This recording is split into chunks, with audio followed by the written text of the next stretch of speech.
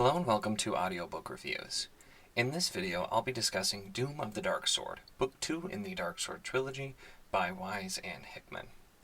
In the last book, we left off with Joram, aided by the catalyst Sarion, forging the Darksword, as the title would suggest, and preparing to trek to Marilon to claim his birthright, as he had always been told by his mother when he was a child that eventually he would need to do, going to Marilon and becoming who he was meant to be.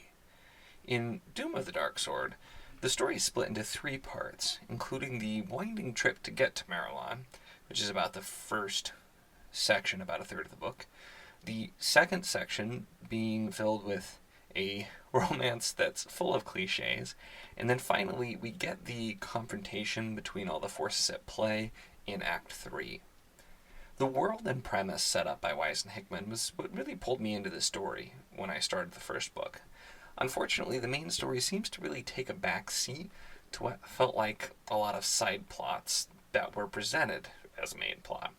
When it takes a third of the book to actually end up in Marilon, where we were immediately thinking the characters were going to head after the end of book 1, and then we spend the next third of the book with a focus on this teenage infatuation between characters that's presented as if it's very deep romance, and it really felt like until we got to the third act, we didn't really get a true follow-up on what we were waiting to see after the first book. So while the plot did feel weakened in book 2 to me, we did get a little bit more depth to the characters this time, which was good because the characters felt a little bit flat for me in the first book.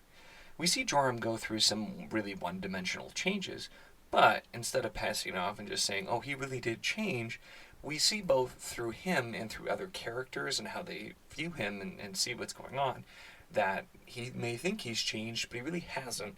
And it kind of shows more deeper looking at his issues and his problems from being a child, being always told he's somebody very important and he's better than others, and all of that with his depression and everything as well. We get kind of a deeper look that fleshes him out a little bit more.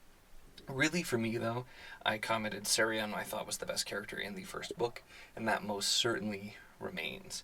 Sarion's really kind of the standout, the most well-rounded, and character we get to the deepest bit into. We get to really see his internal struggle. A lot of that started in the first book, but now he's back in Marilon. He has to really face a lot of things that he was trying to ignore, and we really see things for his character and his path come to a head in this book.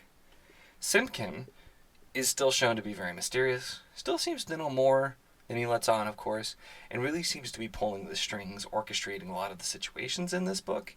And this unfortunately gets us to the second issue I had with Book 2, and that's both the complete lack of explanation and information in certain areas, coupled with extreme over-explanation in others. So I know how that sounds, that I'm complaining literally about both, but it really kind of is to both extremes. We're in Book 2, and even by the end of Book 2, we really get nothing about who Simpkin is, what he wants, what his motivations are. We know that he is a more important character than's been let on. There have been the hints that, maybe he's up to something, but we still don't really have any information or even hints on what that really is. And that's something I imagine Book 3 will really focus on and have a big part of, but I feel like we should have at least something by this point, and we really don't get much at all there. Now, the other side of the coin is we get a scene where there's really like that whole cliche supervillain-esque over-explanation of all the plot and the plan, and of course, it's all stated directly in front of main characters. And of course, to finish the cliche, we have an issue later where, oh, well, they know too much, we can't let them say anything, which means, like, why would you have just not told them about it? Because they would not have found out if they did not get told. And that was coupled with, too, just the characters that seem to know everything, and it somewhat explains why they seem to know everything, but still doesn't really explain why they seem to know everything. And that was just something that kind of soiled part of the ending for me. But while there were definitely some negative aspects that I've talked about, I do want to mention a couple of extremely well-written scenes that also did come in Act 3. We're told from the very start who Joram really is. It's literally the opening of the book that he's actually the son of the Emperor and the Empress, even though he has no idea. So I'm not treating that as a spoiler because that's revealed very early on, and it's actually an important plot point, even though he doesn't know the truth yet. But we finally get to see Joram find out, if not who he is, the real story of what happened, and the story of the woman he thought was his mother, Anja. And we get a ton more there. It was a really, really great scene, seeing that come to fruition. And then one of the final scenes, the kind of final confrontation scene, what happened was a little bit predictable, but it was still extremely well written, and really was the only part of the ending that felt complete in a way, because unfortunately this second book really just felt like it was kind of killing time and then just setting up for book 3.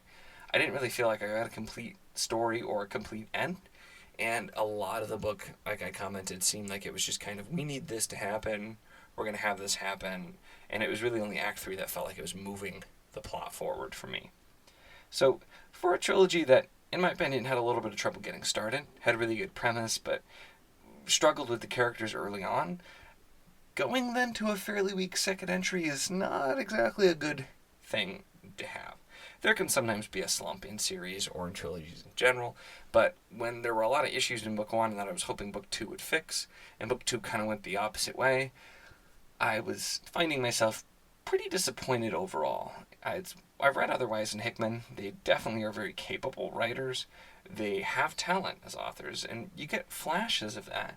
But I just wasn't seeing nearly enough of it in this trilogy, and that made me a little bit sad because I was hoping that this would be really good, and it's just not quite there yet. So I will still be reading the third and final book of the trilogy, Triumph of the Dark Sword. Probably push it back a little bit, but I think even if it is a very strong ending, which is going to be difficult because there's really a lot that needs to be tied together to make the first 2 books a little bit more relevant, but even if it is, I don't know if it's going to be able to make up for the flaws of the first 2 books, so I will certainly have to find out an update once I do finish reading that final book. With that said, if you do have a different opinion of these books, I know I've seen from kind of just general ratings online, they tend to be pretty popular. This wasn't a series I was ever familiar with. I read the Dragonlance, some Weis and Hickman is where I'd read before. So if you have a different opinion than what I have here, definitely let me know in the comments. I'd be fascinated to read that. But that's where I ended up on this book and this trilogy so far. If you enjoyed this video, feel free to give it a like, and if you do want to see more content like this, then feel free to subscribe.